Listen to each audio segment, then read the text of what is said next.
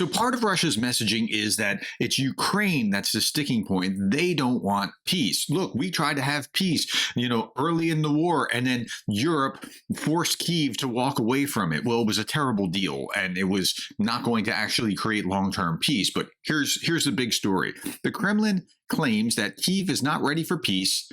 Putin aide Ushakov said that Europe has, quote, united in its hatred of Russia, unquote. So much that it is, quote, hard to drill through it, even with an American drill, unquote. Okay, so they're saying that that's the case that they're making. I'm not making this up.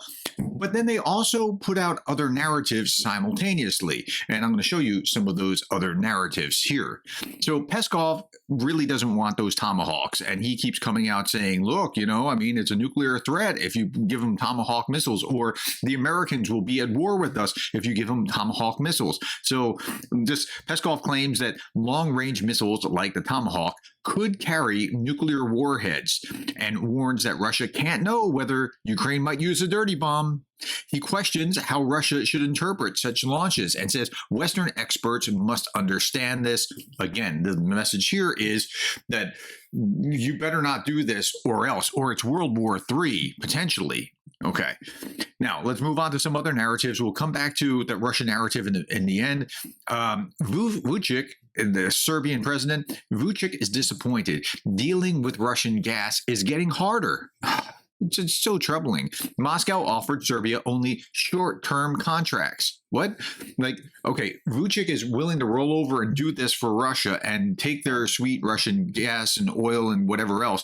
And again, but now Russia can't actually offer it because of what's going on. They offered us a contract until the new year. And I said, this is very discouraging news for us, the Serbian president admitted in an interview with Informer. Vučić had met with Putin several times and hoped for a 3-year deal with Gazprom, at least until May 2026. However, after months of talks, Moscow offered only short-term gas supply agreements lasting until the end of this year. Belgrade, that's the capital, Belgrade believes that the delay is linked to U.S. sanctions against the Serbian oil and gas company NIS. Vučić says the restrictions will affect every citizen. Washington, however, insists that the sanctions target Russia, not Serbia, but I think we're missing the bigger picture here. The bigger picture is Russia can't actually contract beyond this point because of lots of other things that are going on, including the Ukrainian strikes on their gas and oil and things along those lines. Okay, let's look at this. Orban now says helping Ukraine is a war plan, and he wants every Hungarian to help block it. So forget about supporting Ukraine and because they're being invaded by Russia, because no, we don't want to be at war with Russia, and if we help, we're going to be at war. He claims Hungary now faces a Brussels-led retaliation campaign involving spy charges and legal tricks. Again, we're going right back to this first story that Europe has united in its hatred of Russia.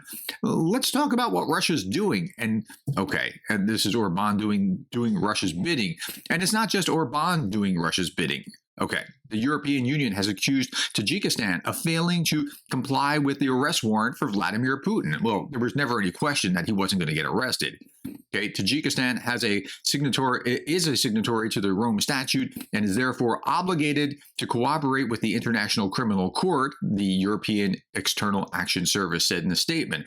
But when Putin visited, of course, they're not going to arrest him. That would be tantamount to an act of war from the Tajikistani point of view. And so they weren't going to do it. They were just going to snub that. So what did the ICC signature mean? Absolutely nothing. I mean, their signing on to the Rome Statute meant nothing. Okay, another Polish official is caught working for the Russians. So even if you don't have the heads of state, you have these moles. It's like every week there's an official here or a military man there or something that's being arrested for spying for the Russians. I'm sure they have hundreds of spies throughout Ukraine and into Europe doing their bidding. Okay.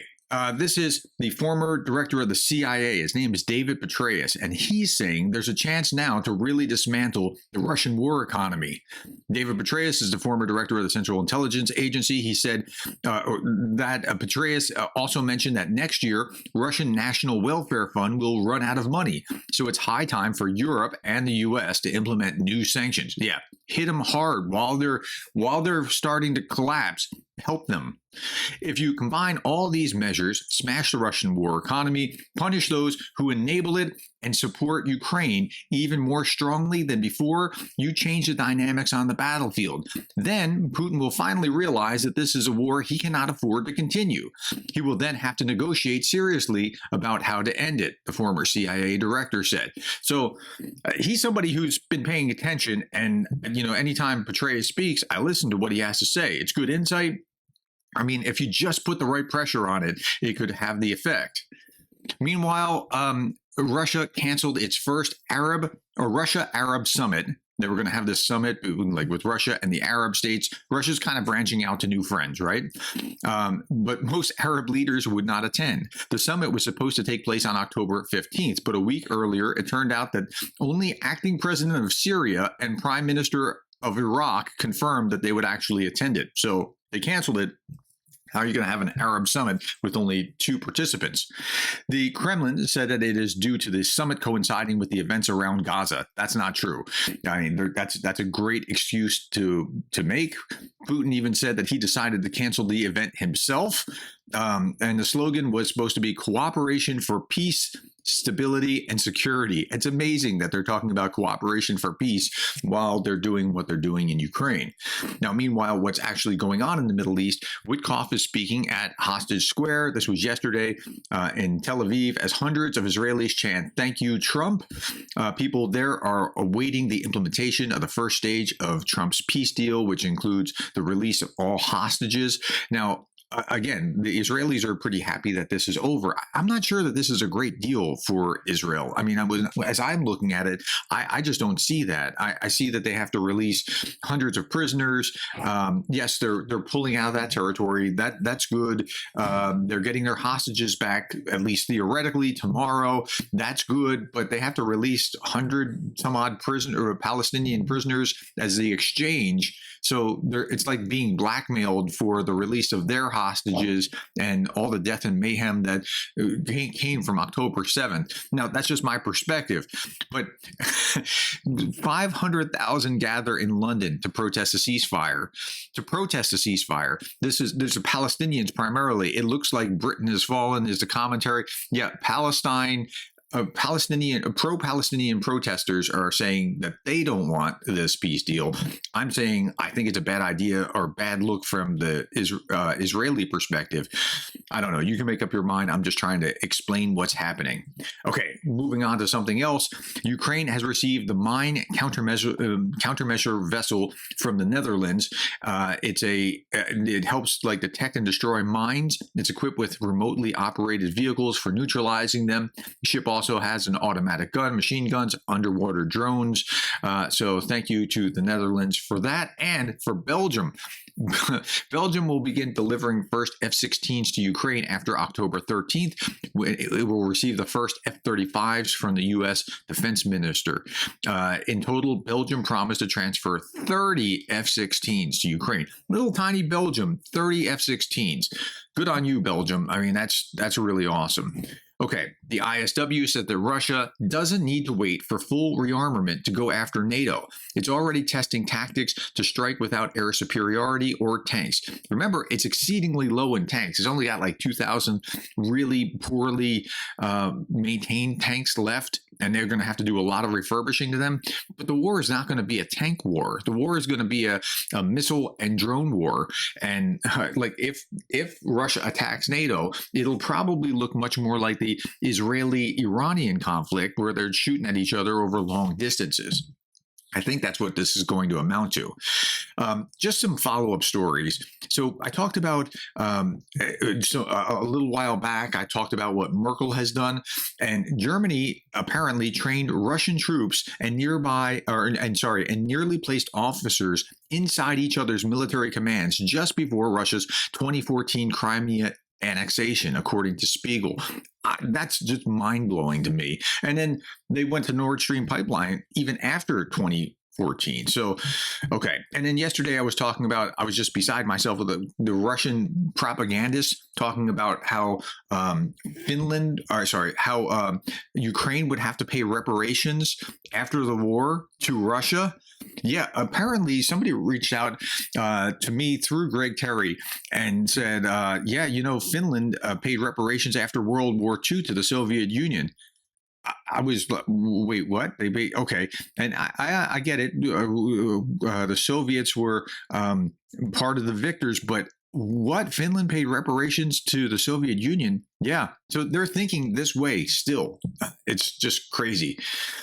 I want to show you this chart. Russia's largest attacks on the people of Ukraine have occurred in the past few months, only escalating. The target selection clearly shows the Kremlin's intent to end civilian life in Ukraine.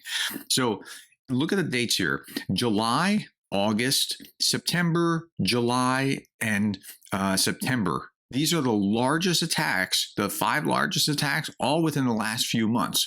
I don't think Ukraine's going to see less than this over time. I think Russia's intending to ramp up, and I will probably see a drone attack of 1,000 drones in a night by the end of this calendar year. I saw this and it was just in my feed, even though it's old.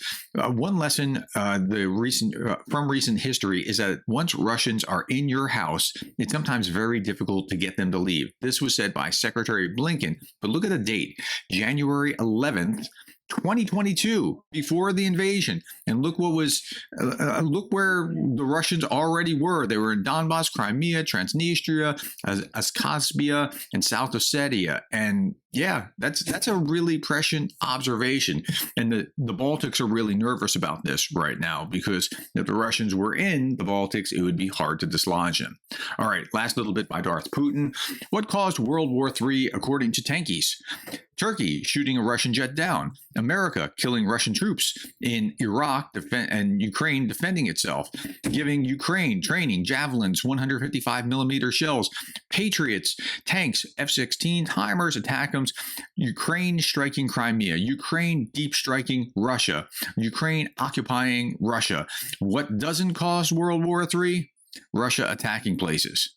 But this is the essence, this is the core, this is the hub of what's gone wrong in the world. And anyway, all right, my friends, that's all that I have. Thank you for your time, the likes, the shares, and the subscribes, and thank you for being the kind of person that cares about Ukraine.